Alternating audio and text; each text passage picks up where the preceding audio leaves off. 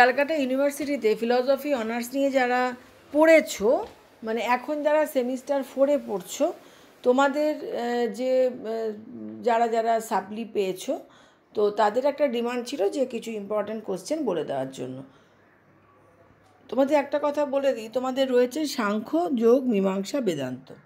তো তোমরা যদি 2022 সালের কোশ্চেন দেখো বা 2023 সালের কোশ্চেন দেখো, তাহলে দেখবে যে সাংখ্য, যোগ, মীমাংসা, বেদান্ত প্রত্যেকটা থেকেই একটা করে কোশ্চেন 15 মার্কসে থাকে।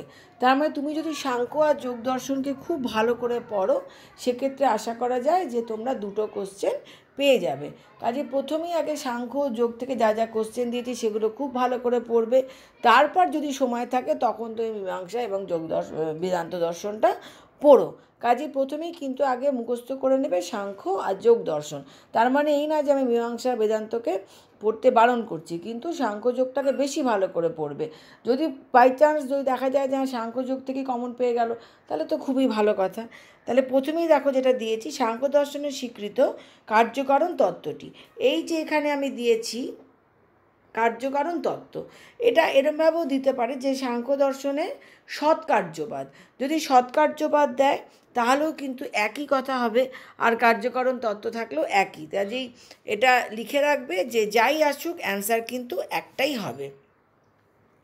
কার্যকারণ তত্ত্বটি ব্যাখ্যা করো। নৈয়ায়িকদের দ্বারা এই তত্ত্বটিকে কিভাবে স্বীকার করা হয়েছে? সাংখ্য মতে পুরুষের স্বরূপ কি? এই মতে পুরুষের অস্তিত্ব কিভাবে সিদ্ধ হয়? যখন পুরুষের নোটটা তৈরি করবে তখন পুরুষ কাকে বলে, পুরুষের অস্তিত্ব প্রমাণে যে যুক্তিগুলো আছে সেটা করবে, তার সাথে আর এক পাতা বাড়িয়ে রাখবে বহু পুরুষবাদ। দেখবে যে কোনো বইতে বহু পুরুষবাদের ওপরে একটা অল্প কিছুটা থাকে। এখন দেখা গেল তুমি যদি একবারে নোটটা তৈরি করে, যদি কোনো কারণে বহু পুরুষবাদ থাকে, তাহলে তুমি পুরুষের যে ইন্ট্রোটা আছে, ইন্ট্রোটা প্রথমে দেবে, দিয়ে তুমি বহু পুরুষবাদটা দিলে একদম ছেড়ে আসতে হবে না।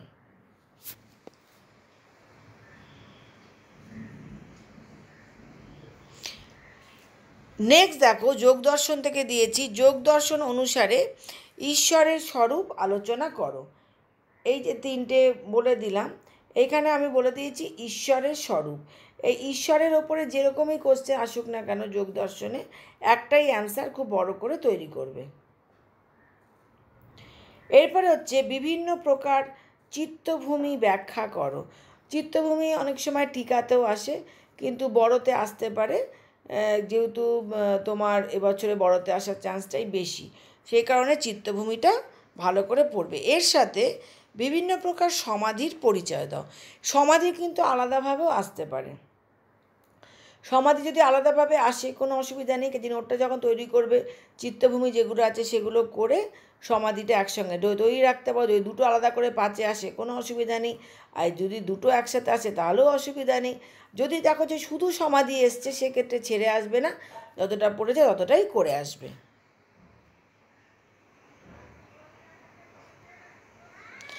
এরপরে মীমাংসা থেকে এই 4টে কোশ্চেন তার মানে খুব ভালো করে তোমরা আগে পড়ে নেবে। এরপরে দিয়েছি অনুপলব্ধি প্রমাণ কাকে বলে? মীমাংসকগণ অনুপলব্ধিকে কেন স্বতন্ত্র প্রমাণরূপে স্বীকার করেন? প্রভাকরগণ কেন অনুপলব্ধিকে পৃথক প্রমাণের মর্যাদা দেয়নি? তাহলে এখানে মীমাংসা থেকে এই কোশ্চেনটা দিলাম। এরপরে দেখো অদ্বৈত বেদান্ত থেকে যেটা দেওয়া হয়েছে, যে শঙ্করাচার্যের মতে মায়ার স্বরূপ কী? রামানুজ কীভাবে শঙ্করাচার্যের মায়াবাদ খণ্ডন করেছেন আলোচনা করো। এই 7 নম্বর কোশ্চেনটা অবশ্যই করবে, তার কারণ হচ্ছে এটা হচ্ছে সাংখ্য থেকে। আমি আগেই বলেছি সাংখ্য থেকে যা যা কোশ্চেন দিয়েছি একটাও বাদ দেবে না, প্রত্যেকটা কোশ্চেন কিন্তু করবে। প্রকৃতি ও গুণত্রয় সম্পর্কে সাংখ্য মতের পরিচয় দাও। প্রকৃতির অস্তিত্ব কিভাবে প্রমাণিত হয়? প্রকৃতি লিখতে গেলেই তোমাকে ত্রিগুণাত্মক লিখতেই হবে, মানে সত্য রজতম লিখতেই হবে। কাজে প্রকৃতির মধ্যেই কিন্তু গুণ থেকে যায়। যদি গুণ দিয়ে আসে যে সাংখ্যমতে গুণত্রয় ব্যাখ্যা করো, সাংখ্যমতে গুণ কি, এবার তুমি আলাদা করে গুণ ধরো পড়ে যাওনি, তখন কিন্তু তুমি ছেড়ে চলে আসবে না, তুমি খুব ভালো করে প্রকৃতিটাকেই লিখে আসবে যা পাওয়া যায়। কখনো তোমাদের সবসময় বলি কোনো কোশ্চেন ছেড়ে আসবে না, যেমন পারবে অন্তত কিছুটা হলেও লিখে আসবে। সেক্ষেত্রে আশা করা যায় যে হ্যাঁ, মানে সাপ্লি পাওয়ার সম্ভাবনাটা কম থাকে। এখন দেখো 5 মার্কসের যে কোশ্চেনগুলো আছে, যে সাংখ্য দর্শনের প্রকৃতির স্বরূপ পরিণাম ও বিরূপ পরিণাম বলতে কী বোঝায়। প্রকৃতির 3টে গুণের স্বরূপ ব্যাখ্যা করে। এই যেখানে ত্রিগুণাত্মক প্রকৃতি, তো প্রকৃতির মধ্যেই যদি এটা থাকে তাহলে আলাদা করে আর পড়ার কোনো দরকার হবে না। সাংখ্য মতে পুরুষ এক না বহু আলোচনা করো, এটাও তাই। আগেই বলেছি পুরুষ যখন পড়বে তখন পুরুষের যে বহুত্ববাদ ওটা এক পাতা মতন তৈরি করে রাখবে, তাহলে এই নোটটা আলাদা করে আর পড়তে হচ্ছে না, ওই পুরুষের সাথেই নোটটা তৈরি হয়ে গেল। নেক্সট হচ্ছে যোগ দর্শনের যোগ বলতে কী বোঝায়। যোগ দর্শন অনুসারে বিভিন্ন প্রকার চিত্তবৃত্তি সংক্ষিপ্ত আলোচনা করো। এই অবধি খুব ভালো করে পড়বে, তার কারণ এগুলো হচ্ছে সাংখ্য যোগ থেকে। আর যদিও শুধু সাংখ্য যোগ পড়লে কিন্তু 5 মার্কসের 5টা পাবে না, 3টে তো শিওর পাবে, 4টে পেতে পারো, কিন্তু 5টা কোনোভাবেই পাবে না। তার জন্য 5 মার্কসের জন্য তোমাকে মীমাংসা পড়তেই হবে বা বেদান্ত পড়তেই হবে।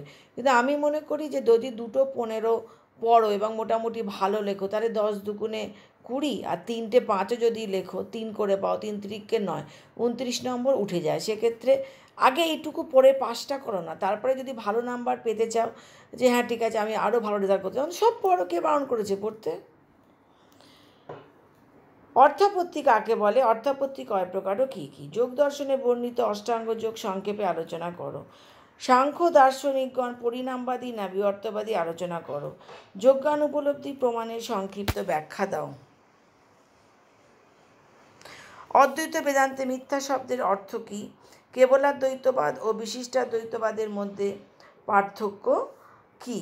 এই যে কোশ্চেনগুলো দিলাম, প্রথমেই বলে দিলাম সাংখ্য যোগ লেখাই আছে যেগুলো, যেমন 8 নম্বরটা সাংখ্য থেকে আছে, খুব ভালো করে পড়বে। যেগুলো সাংখ্য লেখা আছে, যোগ লেখা আছে, সেগুলো খুব, তোমরা অনেকেই আছো যে ম্যাডাম কি বলছেন শুনবো না, ও স্ক্রিনশট তুলে শুধু কোশ্চেনগুলো নিয়ে নিলাম, সেটা তুমি নিতেই পারো। কিন্তু তুমি যদি কথাগুলো না শোনো তাহলে কিন্তু মানে বুঝতে পারবে না যে আমি ঠিক কী বোঝাতে চাইলাম। তা আমি কি চাই যে তোমরা ভালো রেজাল্ট করো, তাই তোমরা ভালোভাবে পাস করো। তাই জন্যই বলে দিচ্ছি মিনিমাম পাস করার জন্য সাংখ্য যোগ পড়ো, তাতে তুমি পাসটা করবে। আমি কখনই বলবো না যে শুধু সাংখ্য যোগ করলে তুমি বিশাল নাম্বার পাবে, অন্তত তুমি পাস মার্ক যেটা সেইটা তুমি পেয়ে যাবে, চিন্তা করতে হবে না।